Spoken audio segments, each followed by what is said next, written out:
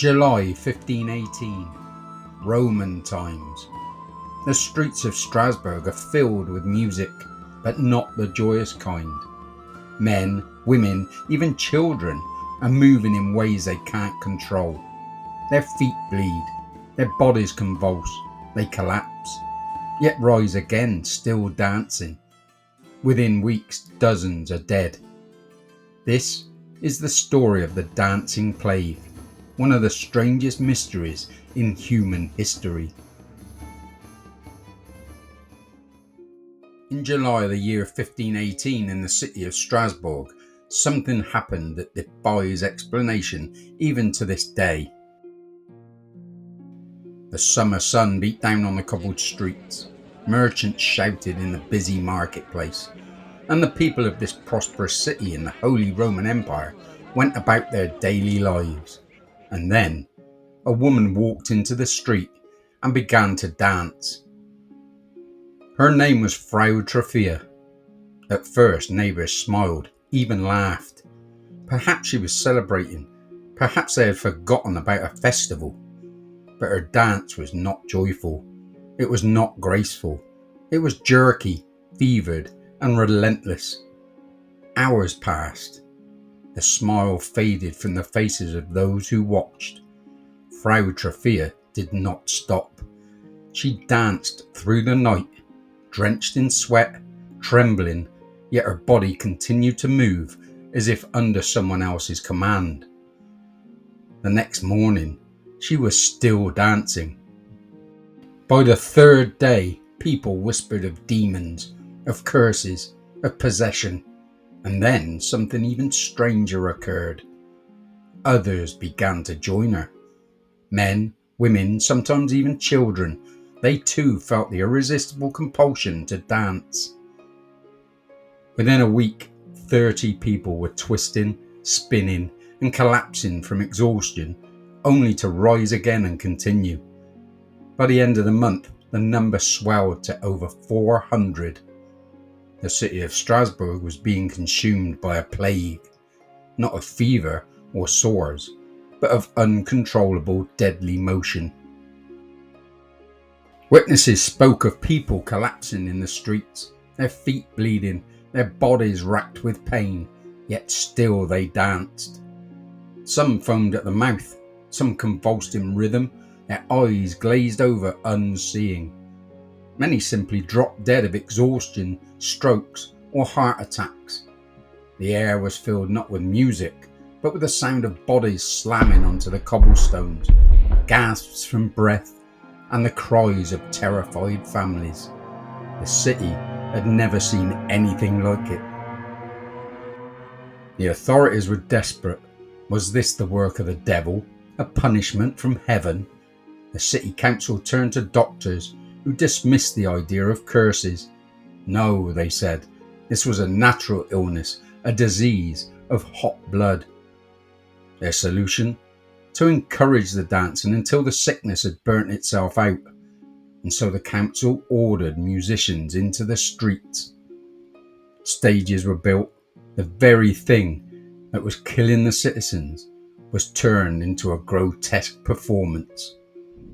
Drummers pounded on their instruments, pipers shrieked into the air, and fiddlers scraped their strings, while hundreds of men and women, already half dead, were urged to keep moving. The curse was worse than the disease. The numbers of the dead climbed higher. Families begged the council to stop, but the dancing continued. The city became a theatre of horror. Imagine walking through the marketplace where you once bought bread, and now you see a friend or a neighbour staggering, eyes rolled back, legs trembling, unable to stop their own destruction, their own dance. Imagine hearing the relentless rhythm of shoes slapping against stone, the screams of those who begged their bodies to rest but could not.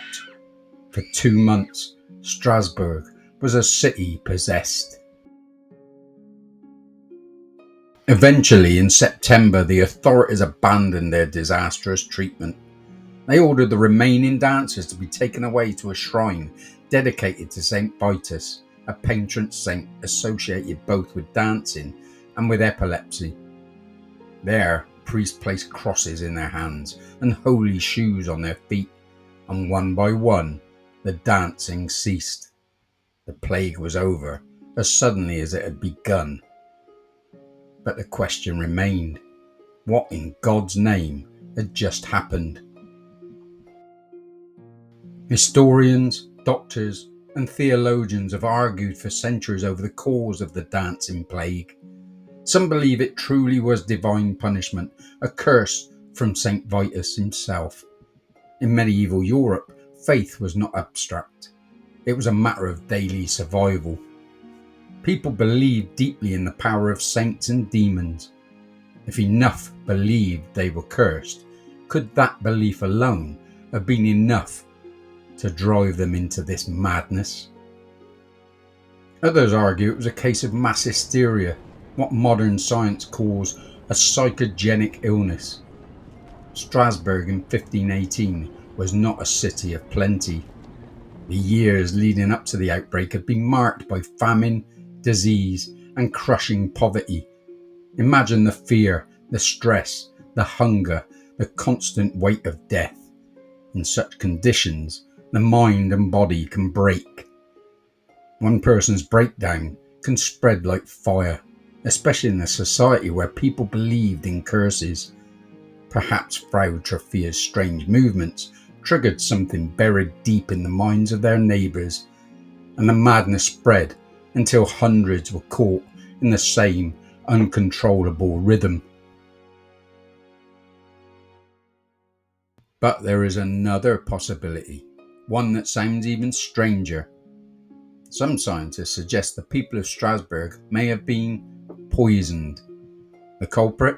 Ergot fungus, which grows on rye and other grains. If eaten, ergot can cause hallucinations, spasms, and convulsions. In fact, it is the same fungus from which LSD was later derived. If a batch of contaminated bread spread through Strasbourg, it could have created symptoms eerily similar to what was described. People hallucinating, their bodies convulsing, their minds unravelling. But still, this theory struggles to explain why so many people danced in unison and why it lasted for weeks. And then there are the more fringe theories. Some whisper it was not madness at all, but a misunderstood ritual, a forgotten festival perhaps, or a secret cult practice gone out of control. Could the dancing plague have been a cover story for something darker, deliberately erased from history? We may never know. The dancing plague of 1518 is not the only time mass hysteria has struck humanity. In 1962 in Tanzania, an epidemic of laughter swept through schools. Children laughed uncontrollably for hours, sometimes days, spreading like wildfire until entire communities were paralysed by the bizarre affliction. In 2011 in New York, a group of teenage girls began experiencing uncontrollable tics and spasms. There's a mysterious and frightening outbreak going on in a small town in western New York State. Several girls have tics and twitches, and so far, no one knows why. Later diagnosed as a psychogenic disorder spread by stress and suggestion. And during the recent pandemic, TikTok became the strange stage for a new outbreak. Thousands of young people developing sudden, unexplained tics after being exposed to videos of others. Our minds are more fragile, more contagious than we like to believe. Perhaps this is the true lesson of Strasbourg, that the human body is not always under our control, that fear, belief and suggestion can override reason, that entire cities can fall under spells of their own making. When we think of plagues, we imagine fevers, boils and coughs. But the dancing plague was different. It was a plague of motion, of rhythm, of death disguised as music. Imagine dancing until your body gives out. Imagine watching your loved ones spin and collapse powerless to stop it. Imagine an entire city where death came not with silence, but with the sound of endless footsteps pounding against stone. The dancing plague ended 500 years ago, but it remains one of the greatest mysteries in medical and social history. Was it poison in the bread? A city's collective breakdown under unbearable stress? Or was it something stranger, something beyond science, a curse that we still cannot explain? What we do know is this. On that hot July day in 1518, when Frau Troffea first stepped into the street, Strasbourg changed forever. A city was forced to confront the terrifying power of the human mind, the fragility of the human body, and the dark mystery that sometimes lies in between. The dancing plague is remembered today as a curiosity, a strange footnote in history, but for those who lived it, it was horror beyond imagination. They danced themselves to death, and in the silence that followed, they left us with a question that has haunted us for centuries. Could it happen again? Because if belief and fear are enough to drive hundreds to their death, if the mind can truly become contagious, then perhaps the plague of 1518 was not unique at all. Perhaps it was just the most dramatic reminder of something that still lurks within us, something waiting, even now, to be awakened. So the next time you hear music in the distance, the next time you feel the urge to move, to tap your feet, to let your body sway, remember Strasbourg, remember Frau Troffea, and ask yourself, if it began again today, would you be able to stop dancing? You be the judge.